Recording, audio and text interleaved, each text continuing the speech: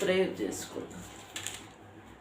పరిశుద్ధుడ విమోచకుడాన్ని పరిశుద్ధమైన నామాన్ని బట్టి వందనాలు చెల్లించుకుంటాను తండ్రి.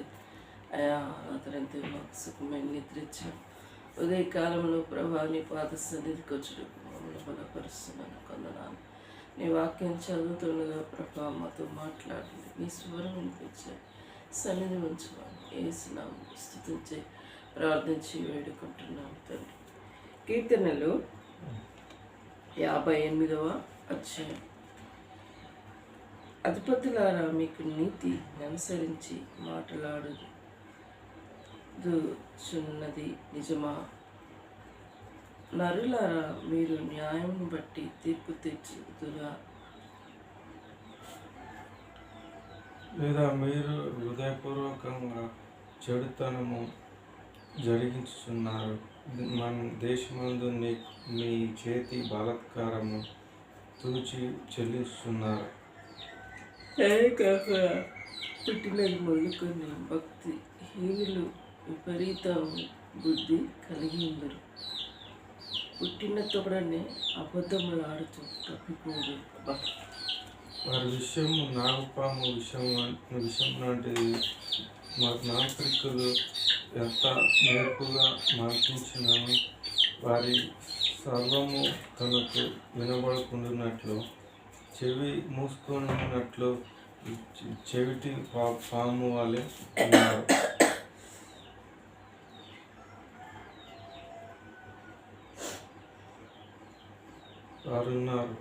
దేవా వారి నోటి పండ్లను విరుగగొట్టుము.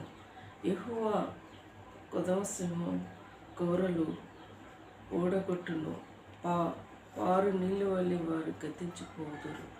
అతడు తన బాణములను సంధింప అవి తుఫాతుకులై పోవును. వారు కరిగిపోయిన నత్త వలె నందరు. సూర్యుని చూడని గర్భస్రావం వల్లే నందరు. మీ కుండలకు ముళ్ళ కంపల పెగ తగలకు మునిపే అది మంచిదైనను ఉడికినదైనను ఆయన దాన్ని నిగర కొట్టును. 2 వచనాలు కలుగగా నీతిమంతులు చూచి సంతోషించెదరు. భక్తిహీనుల రక్తంలో వారు తమ పాదములను కడుక్కొందురు. కావున నిశ్చయముగా నీతిమంతులు ఫలము కలుగుననియు నిశ్చయముగా న్యాయం తీర్చు దేవుడు లోకంలో ఉన్నాడని మనుషులు నొప్పుకొందురు. చూసావా ఇక్కడ మరి చక్కగా చెప్పాడు అసలు దేవుడు. 1, 2, 3, 4 చూస్తూ మాట్లాడుకుంటూ దేవుడు అధిపతులారా మీరు నీతిని అనుసరించి మాట్లాడుతూ రమ్మని నిజమా? నరులారా మీరు న్యాయం బట్టి తీర్పు తీర్చుదురా? లేదే మీరు హృదయపూర్వకంగా చెడుతనం జరిగించుచున్నారు. దేశమందు మీ చేతి బలాత్కారం చూసి చెల్లిద్దురు. తల్లి కడుపున పుట్టినది మొదలుకొని భక్తిహీనులు విపరీత బుద్ధి కలిగిందురు. పుట్టిన తోడని అబద్ధములాడుచు తప్పిపోదురు. మరి ఈ లోకంలో అధిపతులారా మరి మీరు న్యాయం తీరుస్తారా? నిజం చెప్తారా? మానవులారా న్యాయం తీస్తారా? మీరు బుద్ధిపూర్వకంగా చెడుతనం జరిగిస్తున్నారు. దేవుడు చెప్తూ ఉన్నారు. మానవుల హృదయాలు దేవుడు తెలుసుకుని బుద్ధిపూర్వకంగా కొందరు పాపం చేస్తూ ఉంటారు. తెలిసి ఈ పాపం చేయొద్దు అని తెలిసి కూడా బుద్ధిపూర్వకంగా చేస్తూ ఉంటారు. దేశమందు మీరు ఇచ్చే అది తల్లి గర్భమున పుట్టినది మొలకని భక్తిహీనులు విపరీత బుద్ధి కలిగిందురు. పుట్టిన తోడనే అబద్ధములాడుతూ తప్పిపోతుంది. అబద్ధం. మరి మన జీవితంలో చిన్న అబద్ధం కూడా ఆడకుండా పవిత్రులయ్యి జీవించడానికి బలపరుస్తాడు. ఎందుకంటే ఆయన నమ్ముకున్నాం, ఆయన ఎరిగి ఉన్నాం. మరి మరణం ఒకవేళ మన ముందు ఏదైనా హత్య జరిగినప్పుడు ఎవరైనా సాక్షి చెప్పమని చెప్పినా మనం కరెక్ట్ చెప్పాలి. ఎందుకంటే దేవుని ఎరిగిన బిడ్డలు సినిమాలలో మనం చూస్తూ ఉంటాం. ఏమని ఒక రౌడీ ఉందనుకో, రౌడీ ఉండి హీరోను హీరోయిన్ ఎవరైనా ఇట్లా హత్య చేసిపోతే కోర్టులో పిటిషన్ వేస్తే సాక్షులుగా తీసుకుపోయి చెప్తే ఏ టైం జరిగింది, ఏది జరిగింది అని వాళ్ళు అడుగుతూ ఉంటారు. కరెక్ట్ చెప్తే మనకి హీరోకి శిక్ష పడదు. అలా అన్ని సాక్ష్యాలు చెప్పేటోళ్ళు వేరేటోళ్ళు ఇస్తుంటే నేను చంపేటప్పుడు వీడు చూసింగా నేను ఎటుబడి నేను చెప్పకుండా చేయాలి, వీడికి ఏదైనా ఆశ చూపించి సాక్ష్యం చెప్పకుండా చేయాలి. అలా ఈ లోకంలో కూడా అలానే జరుగుతూ ఉంది. కోర్టులో పిటిషన్ వేస్తే సాక్ష్యం బలమైన సాక్ష్యం ఉంటేనే అక్కడ జడ్జి తీర్పు చేస్తారు. జడ్జి చూడలేదు కదా, అందుకోసమే అక్కడ సాక్ష్యాలు చెప్పడానికి అడుగుతూ ఉంటారు. సో ఈ లోకంలో మనం ఏది వచ్చినా మనం ఉండదు. ఒక ఏదైనా హత్య జరిగినా చూసి మనం కరెక్ట్ చెప్పాలి. చంపుతాడన్న భయం కాదు. జీవం గల దేవుని ఎరిగి ఉన్నాము కాబట్టి మరణాపాయం వచ్చినను చిన్న తప్పైనను ఎలాంటిది స్థితి అయినను మనం అబద్ధం ఉండదు. ఇక్కడ దేవుడు పుట్టుకతోడనే వాడు అబద్ధములు ఆడుతూ తప్పించుకుంటాడు. పుట్టిన తోడుని అబద్ధాలాడి తప్పించుకునే సమయం ఏంటిది? చిన్నప్పటి నుంచే వాళ్ళ అబద్ధాలతోనే తప్పించుకుంటున్నాను దేవుడే చెప్పాడు. అంత ఘోరమైన దుస్థితిలో ప్రజలు ఉండాలని తెలియపరుచుకుంటూ వస్తుంది. మనం అలాంటి వారి కాదు. దేవుని అన్ని భయభక్తి కలిగి ఉన్నవారు మనకంటూ తప్పు చేసినప్పుడు పరిశుద్ధాత్మ దేవుడు మనం ఇటువంటి బిడ్డ ఇది చేయకూడదు ఇలా మాట్లాడకూడదు అనకూడదు అని కొన్ని సందర్భాల్లో మన నోటికుండా వ్యర్థమైన మాటలు వస్తుంది. రావటానికి సైతాన్ని ప్రేరేపిస్తూ ఉంటాడు.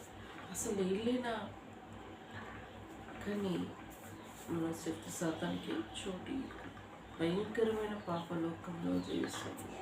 సైతాన్ని ఎప్పుడు ఏ విధంగా పడేయాలని చూస్తూ ఉంటున్నాడు. దాని కుతంత్రాలు దేవుని తెలుసు కాబట్టి పరిశుద్ధాత్మ దేవుడు మన ఇంటి ఉంటాడు. ఆయన స్వరం విని మనం పాపంలోకి దూరంగా ఉన్నాం. మరి అంతేకాదు దేవుడు మరి ఇక్కడ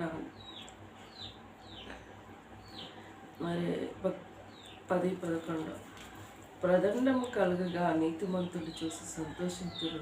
భక్తిని రక్తములో వారు తమ పాపములు కడుక్కొని కావాలి. నిశ్చయంగా నీతిమంతులు ఫలము కలుగు. నీవు నిశ్చయమైన న్యాయం తీర్చే దేవుడు లోకంలో ఉన్నాడని మనుషులు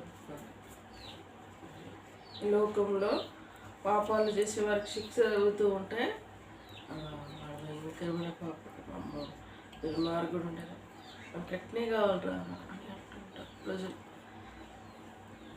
ప్రజలలో ఉంటూ ఉంటారు. దుర్మార్గంగా ఉంటూ ఉంటారు. వాళ్ళు తప్పు చేసినప్పుడు ఒప్పుకోవాలి. మనము కొన్ని సందర్భాలలో నేను ఖచ్చితంగా ఖండించినట్టు మాట్లాడుతూ ఉంటాను. కొందరికి నచ్చదు. ఎందుకు నచ్చదు అంటే నేను కరెక్ట్గా మాట్లాడుతూ వాళ్ళకి నచ్చదు. వాళ్ళు పాప ఊపిలో ఉన్నారు కాబట్టి ఈ సత్యమైన మాటలు వారికి వినకూడదు. మరి దేవుని మాటలు ఇప్పుడు మాట్లాడి పుట్టుకతోనే తల్లి కడుపున పుట్టిన మొదలుకొని భక్తిలో విపరీతమైన బుద్ధి కలిగింది. పుట్టుకతోనే అబద్ధములు ఆడుతూ తప్పించుకొని తిరుగుదు. పుట్టుకతోనే బుద్ధి పాపంతో పుట్టారు కాబట్టి అబద్ధములు ఆడుకుంటూ తప్పించుకొని తిరుగుతూ ఉంటారని దేవుడే చెప్పాడు. ఈ వాక్యం ఆ జీవితంలో చూస్తలేమో చూస్తూ ఎన్ని శోధనలు ఈ లోకంలో బ్రతుకుతున్న మనకి ఎన్నో శోధనలు అలా రక్త సంబంధం భూమి సమస్య ఎన్నో వచ్చినాయి. అక్కలు మరి తాత ఉంటే మరి ఎన్ని జరగపో తాత మరి భూమి తాత మంచి మనసుతోనే నా కొడుకుకి మంచి భూమి పైన అది 2 ఎకరాల భూమి మయ్య నా పాలకి ఇచ్చింది, అది అడుగుతాడు చేసుకుంటాను. కానీ అత్తలు చెడ్డ హృదయం. మంచి భూమి, అసలు పంట పండే భూమి అమ్మాయి. ఆ రోజులలో 60,000 ఎకరానికి 40,000, ఎకరన్నరానికి 60,000. అవి మరి ఎలా ఖర్చు పెట్టారో ఏం చేశారో కానీ వ్యర్థంగా ఖర్చు పెట్టారు. మరి అంతేకాదు నాన్న మస్తు బాధపడ్డాడు. ఇప్పుడు లక్షలకు మంచి భూమి, నీళ్ళు బోరు పడతారు. అది ఉన్న వాళ్ళు బోరు వేసుకొని మంచిగా అంత చక్కగా పంటలు పండించుకుంటారు. నాన్నమ్మ కొన్ని రోజుల దాకా బాధపడ్డాడు. తాత మరి అమ్మేశాడు. ఏంటంటే ఇద్దరు బిడ్డలు పెళ్ళిళ్ళు చేస్తే బరువు బాధ్యత. నాన్న కూడా ఒప్పుకున్నాడు, పోతామని నా చెల్లెలు పోవాలని ఆలోచన చేశాను. మరి నాన్నమ్మ బాధపడ్డది. నా కొడుకు మరి రెయిన్ కంటే అట్లా ఇచ్చి పెళ్లి చేసి అప్పులు తీసుకొచ్చి చేసి అది నిలబెట్టుకుని పోయాడని అట్లా కూడా బాధపడ్డాడు.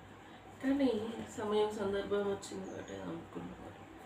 కానీ తాత మంచిగానే ఇచ్చిన 2 ఎకరాల భూమి, తన పాలకు వచ్చిన భూమి ఇచ్చాడు. మన సొంతంగా మరి పైసలు మన పాలు వాళ్ళు కొనుక్కున్నాం చేసి, అది తీరా ఏం చేశారు, గొడవ వచ్చినప్పుడు వాళ్ళు అబద్ధం మాట. అందుకే బాధ అనిపిస్తుంది. రోడ్డు మీద ఇల్లు విషయంలో అక్క అలానే చేసింది. తాత చచ్చిపోగానే, నాన్నమ్మ చచ్చిపోగానే ఇల్లు కావాలని నాన్న అట్లా చేస్తామంటే నేను కట్టించిన ఇల్లు అని నాయనమ్మ చచ్చిపోయింది. తాత ఉన్నప్పుడే దొంగ సంతకాలు పెట్టించి చేసింది. ఇక తాత చచ్చిపోగానే ఇక వాళ్ళ కొడుకులు తీసుకొచ్చి ఇల్లు నేను కట్టినామని పెద్ద మనుషులతోనే అట్లా గొడవ పెట్టుకుంటాం. గొడవ మనం ఏం చేయలేదు, అదే అమ్మ కట్టించిన ఇల్లే కదా. అందులో నేను తాత నాయనమ్మని చూసుకొని సచ్చిందనుకోండి, మరి అప్పుడు ఆమెతో లైన్లోనే ఉంది. ఆమె చేసే దుర్మార్గ పనుల వల్ల మరి ఆమె తరివి వేయబడిన అక్కడ పెళ్ళికి వెళ్ళిపోయి అక్కడ కూడా స్థిరంగా ఉండలేదు. తన కొడుకుకి పెళ్లి చేసింది, బిడ్డకి పెళ్లి చేసింది, అప్పు చేసింది. వాళ్ళు అప్పు తెచ్చింది, ఎవరికన్నా వాళ్ళు వాళ్ళ అప్పు అని తన కొడుకు విధంగా అన్నాడు. తల్లిదండ్రుల బాధ్యత పిల్లలు తీర్చలేదు. తీర్చకుండా అప్పు బాధ తట్టుకోలేక ఉన్న బిడ్డ పెళ్లి చేసిందని అని అక్కడ పిల్లలు తీరా మళ్ళీ తరిమి వేయబడి హైదరాబాద్కి వెళ్ళిపోయారు. అని అలా జరుగుతూ ఉంటుంది. తప్పులు చేసుకుంటూ వస్తూ ఉంటారు. మన దోష పాపం మన ఇంటే ఉంటుంది. అనవసరంగా మన మీద నా పెద్దక్క నాకు గుర్తుకునే తాతను అడుగుతూ ఉంటే రసి కోసం కొట్లాడుతుంటాను ఎలిషక భర్త వీళ్ళు కేసు పెట్టి ములుసులతో కొట్టించింది. ఇప్పటికీ నాకు గుర్తుకుంది. నాన్న న్యాయంగా ఇప్పుడు తండ్రిని చూసుకున్నది కొడుకే కదా అని అలా విధంగా అడిగారు. బిడ్డలు అలా చేయలేదు విధంగా. ఇప్పుడు లాస్ట్కి మనమే పెట్టాము తాతకి అన్ని సంవత్సరాలు. మళ్ళీ తీరా మనం చచ్చిపోయే ముందు వచ్చి ఆ ఇల్లు మాకే వచ్చి తాతని మనం ఆడవున్నాం, తాత మూల పడ్డాడు, మంచి వాళ్ళు పడ్డట్లేని స్థితిలో నాన్న దగ్గర రాకుండా చేసి ఆయన దాచిపెట్టిన పైసలన్నీ ఎవరెవరికి ఇచ్చిన చెప్పు చెప్పు చెప్పు చెప్పు అని ఆయన దాచిపెట్టిన పైసలన్నీ వాళ్ళకి చెప్పుకుంటాడు. అట్లా కూడా మనల్ని బదులు చేశారు. కొడుకు కోడల కన్నే బాధ్యత ఇవ్వకుండా బిడ్డలు అట్లా తయారయ్యారు. ఏం చేశారు? అల్లరికి కర్తలయ్యారు. మరి గొడవలుగా తీర్చుకుంటూ వచ్చారు. వాళ్ళకొక న్యాయం, ఇద్దరికొక. అందుకే అమ్మకి కోపం. వాళ్ళు అన్నీ పెట్టించుకున్నారు. ఏదైనా ఫంక్షన్లు అయితే ఆడపిట్టలు కానీ పెట్టే ఇలాంటివన్నీ అందరికీ చేశారు. కానీ వాళ్ళు వ్యర్థంగా నీతి లేని బతుకులు, నీతి న్యాయం లేని బతుకు. అందుకే కోపం వస్తుంది అమ్మకి. ఇప్పుడు అమ్మితే కోట్లు వస్తాయి, లక్షలు వస్తాయి, కోట్ల ఆశ సంపాదించిపోయింది అంటే అవి మీ అమ్ముకోనియకుండా చేస్తారు కదా అని మాకు నేనేం చేయలేదు. వాళ్ళు చేసింది ఏంటిది? గొడవలతో చేసింది. మరి అమ్ముకొని పోయిన వాళ్ళు కూడా, మనం కొన్న భూమి కూడా మేము అమ్మలేదు, అమ్ముకోలేదని వ్యర్థంగా అబద్ధం ఆడి చేసి ఎన్ని తప్పులు, అన్ని తప్పులు అలాంటివి చేస్తూ వస్తూ ఉంటాయి. పిల్లలమైన మనం మరి బాధ తట్టుకోలేకపోతూ ఉంటాం. వీళ్ళు ఎందుకు ఇలా చేస్తారు అని అనుకుంటూ బాధపడుతుంది. ఏదో ఒక రీతిగానే వాళ్ళు పోరాడుకుంటూ వచ్చారు. క్రైస్తవులు అనే మార్పు వారిలోని నమ్మకాన్ని క్రైస్తవులు, పుట్టుగా క్రైస్తవులు. మరి క్రైస్తవులు అబద్ధం ఆడరు, మరి కానీ దానికోసం ఆశించారు. మరి అలాంటివి వారి జీవితంలో లేకపోయి లోకానుసారంగానే బ్రతుక్కుంటూ వచ్చారు. మరి ఎవరు నీతిగా న్యాయంగా జీవించడానికి ఇష్టపడరు. అందరూ అలానే చేస్తారు. ఒకరు చూసి ఒకరు పెద్దతో లెగ్ కేసు పెట్టి చేసేదని, మేము అమ్ముకోలేదని, నల్గొండలో అమ్ముకోలేదని వచ్చి ఇది అమ్మినంగానే అది అమ్మలేదని చెప్పి ఒక భూమి కోసం నాన్నని కేసు పెట్టి కోర్టు కేసు పెట్టి అట్లా బాధ పెట్టారు. ఒకరు చూసి ఒకరు బాధ పెట్టడం వారికి ఎంత సమంజసం అర్థం. ఇప్పుడు అంతే పైసలు వస్తాయని మేము అన్నాము. మరి 10,000 పెట్టినప్పుడు మాకు ఇప్పుడు ఆ భూమి అవసరం లేదు, నాన్న కష్టపడి కంపచెట్లు పడ్డ భూమి అంతా మంచి సాపు చేసి పొలం పంటే ఈ విధంగా కష్టపడి చేశాడు. పోతమే ఆ కష్టం. ఇప్పుడు మాకు వద్దు ఆ భూమి, తీసుకోండి ఇప్పుడు రేటుకి తీసుకోండి, ఒకటి తీసుకోండి. ఎందుకంటే ఇప్పుడు అప్పుడు 10,000 ఇప్పుడు 10 లక్షలతో సమానం. ఆమెకు అంటుంది నల్గొండ ఆమె అప్పుడు అమ్మిన రేటుకి ఇస్తే ఇప్పుడు తీసుకుంటావా? ఎంత అన్యాయము మాటలు మాట్లాడుతున్నా చూసావు. అప్పుడు 10,000 వేలల్లో ఉండే, ఇప్పుడు లక్షలతో ఉంది. అప్పుడు అమ్మిన రేటుకి ఇప్పుడు ఇస్తే తీసుకుంటాం అని మాట్లాడు. నీతి లేని బతుకు, న్యాయం లేని బతుకు. మరి దేవుని కాళ్ళని మొరపెట్టుకుంటూ వచ్చారు.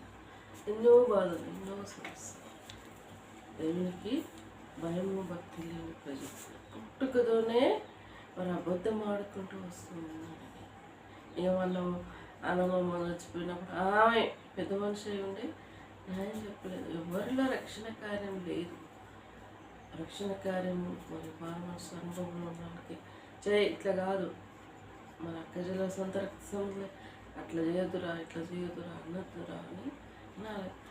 సచ్చిందాక వాళ్ళ పాపాలు సచ్చే తీర బొందల పోయే దానికి టైం వచ్చినప్పుడు అప్పుడు ఇక ఒక్కొక్క తప్పులన్నీ మరణ పడకలో, ఇక అలాంటి వాళ్ళకి దేవుడు మరణ పడకలోనే రక్షణ అనుభవంలోకి ఇస్తాడు.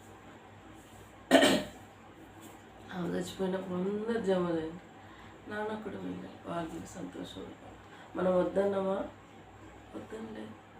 కానీ వారు చేసే బాధలు పెట్టినప్పుడు బాధ అనిపిస్తూ ఉంటుంది.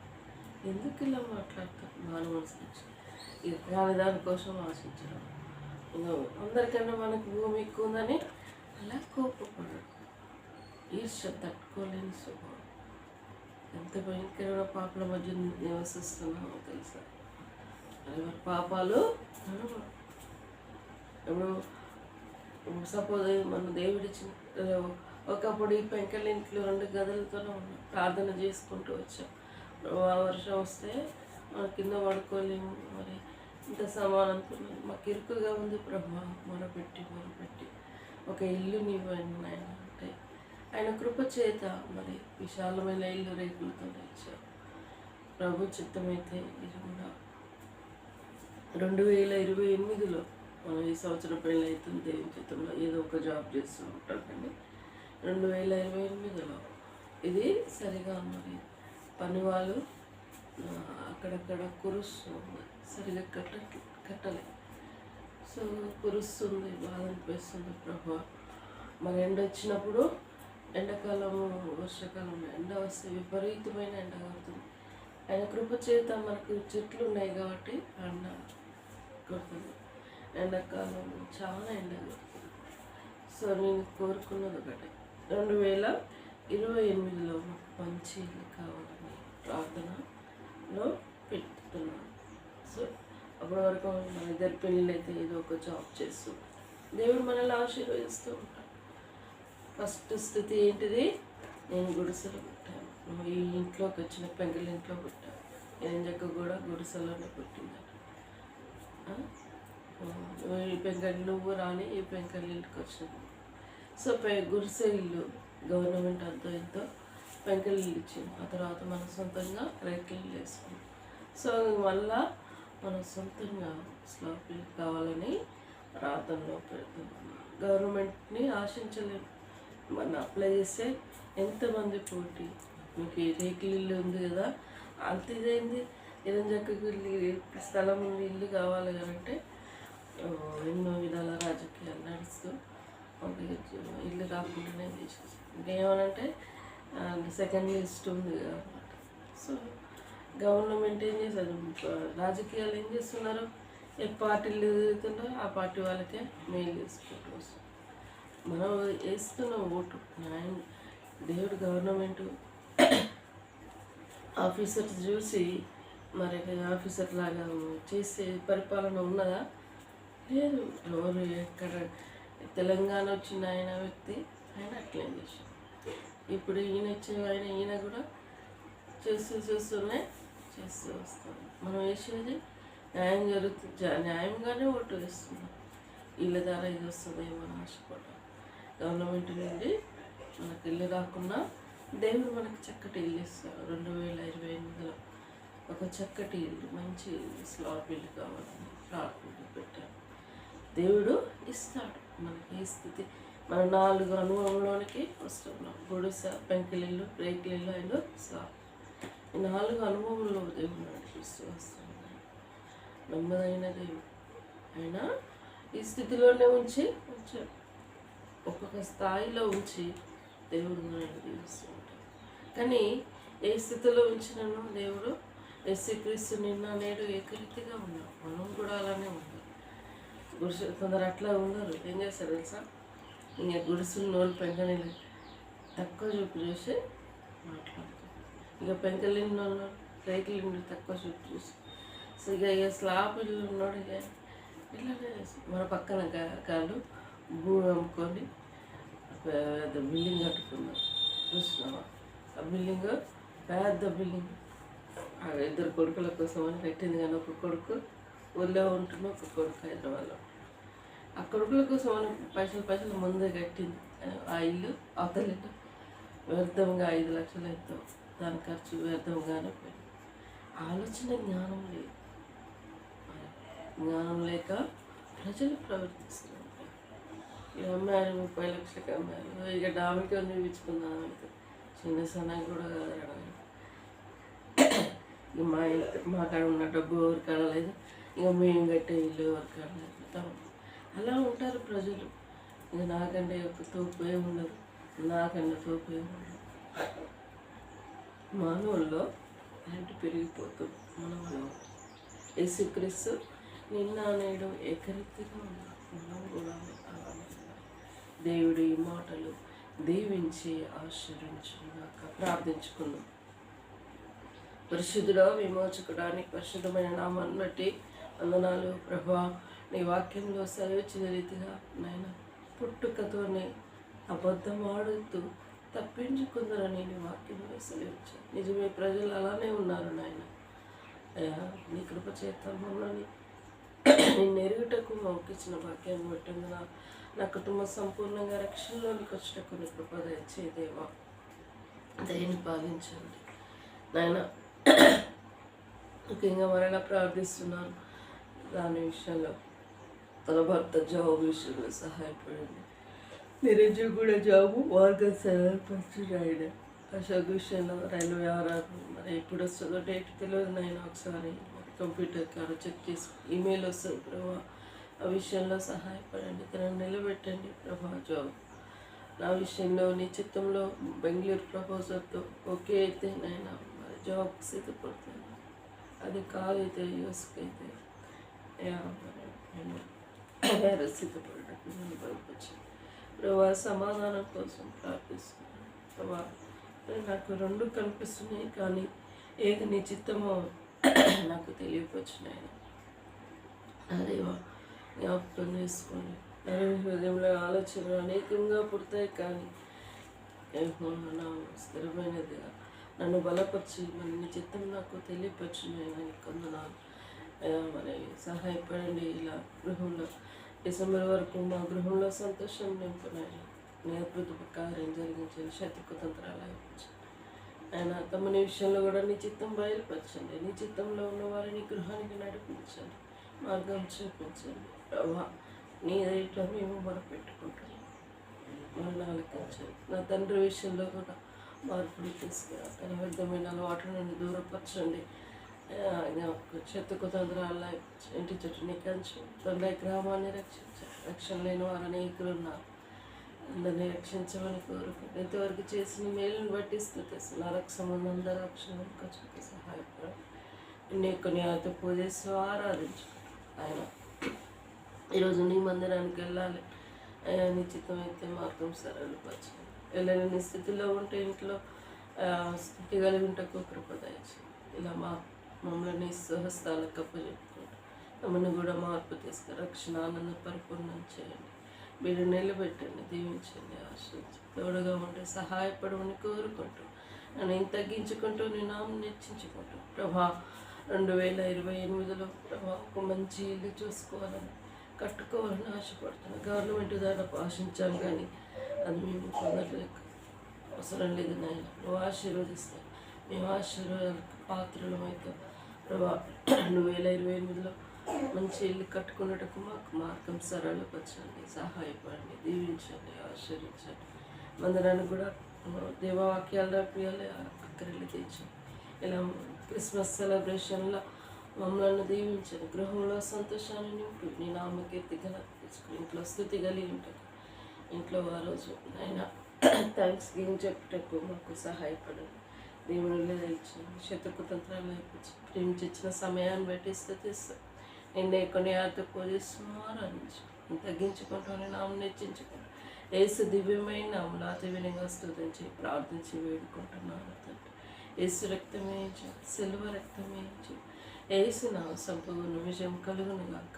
అపవాది క్రియలంతా నాశనం గాక. ప్రైజ్ లాడండి. మీకోసం మేము ప్రార్థించాలనుకుంటున్నాం. మీకు ఏమైనా సమస్య ఉంటే మాకు కామెంట్ రూపంలో తెలియజేయండి. దేవుడి మాటలు దీవించి ఆశీర్వదించును గాక.